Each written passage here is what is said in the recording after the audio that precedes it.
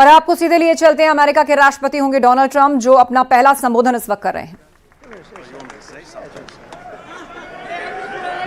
This wasn't expected, but I just want to thank, obviously, President Trump for this journey. It was a great one, and he's a hell of a candidate, and he's going to be a hell of a great 47th president. And this team that we had, the best team, and of course, even my boss, Susie Wiles, the best. Thank you. Thank you, and thank you, Susie. Look at her, she's shot. I've never seen her be shot before. Susie. They're great. Everybody up here is great. Everybody up here is very special. But the Trump, who did you say? Oh, let me tell you, we have a new star. A star is born, Elon. Now he is. Now he's an amazing guy. We were sitting together tonight. You know, he spent 2 weeks in Philadelphia and different parts of Pennsylvania campaigning. You know, he sent the rocket up 2 weeks ago, and I saw that rocket, and I saw it coming down. I saw it. It was, when it left, it was beautiful, shiny white. When it came down, it didn't look so pretty. It was going 10,000 miles an hour, and it was burning like hell. I said, "What happened to your paint job?" He said, "We've never made a paint that could withstand that kind of heat." And but I saw it come down and turn around. And it was, you know, it's like 22 stories tall, by the way. It looks a little smaller than that, but it's big. And it came down, and you saw that fire burning. And I'm saying, only Elon can do this. It must be an Elon. And I told the story. I told it last night. I had a man on the phone. I had the screen muted, no sound. I was talking to a very important man, happens to be here. And that very important guy, one of the most important people in, I would say, the country, actually. But, you know, I was president, and now it looks like I was going to be maybe president again, so I figured I could ask him to hold. So I asked him to hold. And because, especially because you're going to be president again, they...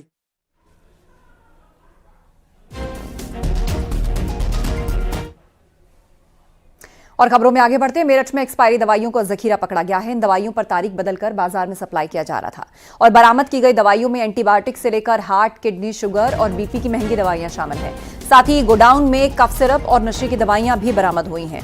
जब्त की गई दवाइयों की कीमत करीब 35 लाख रुपए है। इनमें 2019 से लेकर अब तक की दवाइयों का स्टॉक है। छापा पड़ते ही आरोपी मौके से फरार हो गए और मौके से दवाइयों पर तारीख बदलने का सामान भी बरामद हुआ है। मामला सरधना क्षेत्र का है। मुखबिर की सूचना पर पुलिस ने एक मकान पर छापा मारा और आशंका है कि झोला छाप डॉक्टर्स और देहात इलाकों के मेडिकल स्टोर्स पर तारीख चेंज कर ये एक्सपायरी दवाएं बेची जा रही थी। और इस कार्रवाई के दौरान मेरठ के खैर नगर की लक्ष्मी फार्मा पर भी छापेमारी की गई। बताया जा रहा है कि जीएसटी चोरी का मामला भी सामने आया। ड्रग विभाग मामले की जांच कर रहा है। व्यापारी नेताओं ने इस मामले में गैर इरादतन हत्या का मुकदमा दर्ज करने की मांग की।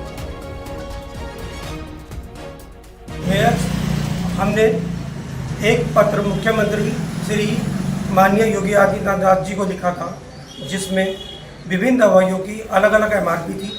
वह काफ़ी दवाइयाँ सिर्फ ऐसी थी जो संबंधित स्टोर, नर्सिंग होम या डॉक्टर के क्लिनिक में मिलती थी। उसको माननीय मुख्यमंत्री जी ने संज्ञान में लेते हुए अभी 22 नवंबर को एक आदेश पारित किया है कि अब कहीं भी मोनोपोली की दवाई नहीं होगी, ना ज़्यादा एमआरपी की दवाई बिकेंगी।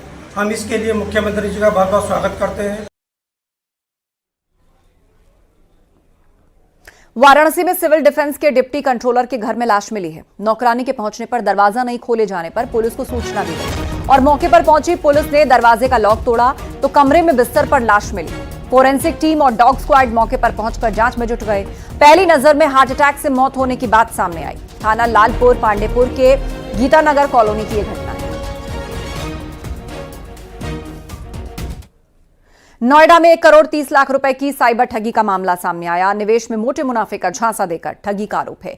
इन ठगों ने आरोपी के स्टॉक मार्केट में निवेश के एक व्हाट्सएप ग्रुप से उसको जोड़ा।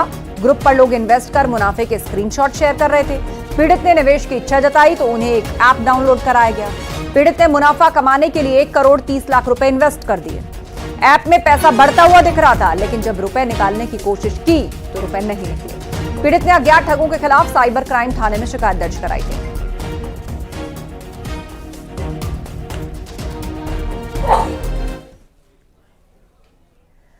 हरदोई के एक मंदिर परिसर में हिंदू लड़की को मुस्लिम लड़के के साथ पकड़ा गया है। मंदिर परिसर में दोनों दीवार के पीछे आपत्तिजनक हालत में मिले। सीसीटीवी फुटेज में दोनों दीवार के पीछे जाते हुए दिखे। पूछताछ में लड़के ने खुद का नाम शादाब बताया। शादाब शाहजहांपुर का रहने वाला है।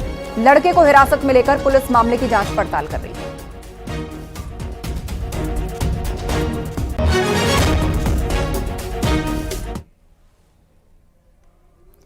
प्रयागराज महाकुंभ से पहले किन्नर अखाड़ा भी अपने विस्तार की योजना बना रहा है। किन्नर अखाड़े का इंटरनेशनल लेवल पर विस्तार होने जा रहा है।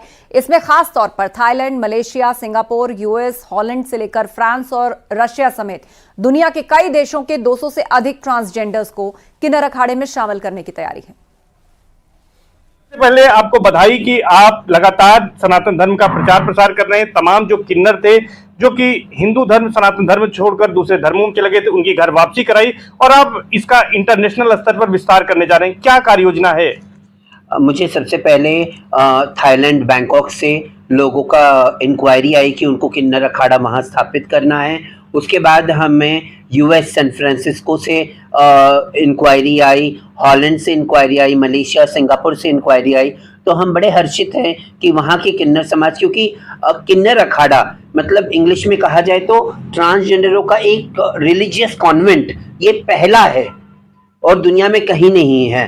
तो यही सुंदरता है हमारे सनातन धर्म की कि इतनी सुंदर तरीके से हमारे पूर्वजों ने किन्नरों को एक उपदेवता के स्थान पे बिठा के रखा था। एक सनातन धर्म में एक विशिष्ट उनका सम्मान है, आदर है, समाज में आदर है। प्रतापगढ़ में स्कूल से वापस आ रहे छात्र के साथ मारपीट की गई। गांव के 7 लोगों ने लाठी डंडे और लात घूंसों से बुरी तरह से मारपीट की। इतना ही नहीं, पैर पकड़कर घसीटा, बेल्ट से भी पीटा। मारपीट की घटना सीसीटीवी में कैद हो गई। मामला कल का बताया जा रहा है। पीड़ित छात्र विक्की की शिकायत पर 7 लोगों के खिलाफ केस दर्ज किया गया। मामला रानीगंज कोतवाली के नरहरपुर गांव का है।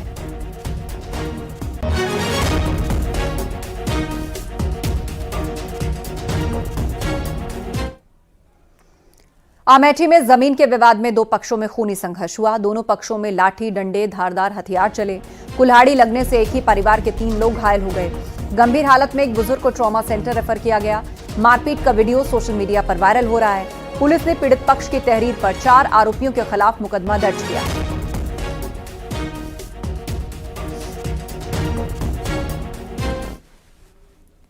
मेरठ के रोहटा रोड पर सेना के लांस नायक की 3 वर्षीय बेटी की कार के अंदर दम घुटने से मौत हो गई। बच्ची को पड़ोसी सैन्यकर्मी घर से बाहर खेलते हुए घूमने के लिए कार में बैठाकर ले गया। बच्ची को कार में छोड़कर वो एक शराब पार्टी में बिजी हो गया। कार के काले शीशे होने की वजह से उस पर किसी की नजर नहीं पड़ी और पार्टी से आने के बाद पता चला कि उसकी मौत हो चुकी है। आरोपी बच्ची को छोड़कर ड्यूटी पर भाग गया। बच्ची की तलाश करते हुए परिजन कार तक पहुंचे और शीशा तोड़कर उसके शव को निकाला गया।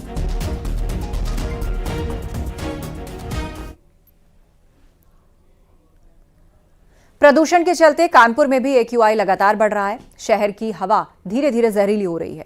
आलम यह है कि दिल्ली NCR के बाद कानपुर सबसे ज्यादा प्रदूषित शहर होता जा रहा है। यहां पर AQI 250 को पार कर गया, जिसके चलते अस्पतालों में मरीजों की संख्या बढ़ रही है। बढ़ते प्रदूषण की वजह से मॉर्निंग वॉकर्स को भी सांस लेने में दिक्कत हो रही है। अस्पतालों में सांस के मरीजों की संख्या ज्यादा बढ़ी है, क्योंकि हवा में जो जहरीले कण उड़ रहे हैं। कानपुर में AQI और खराब होने की आशंका जताई जा रही है।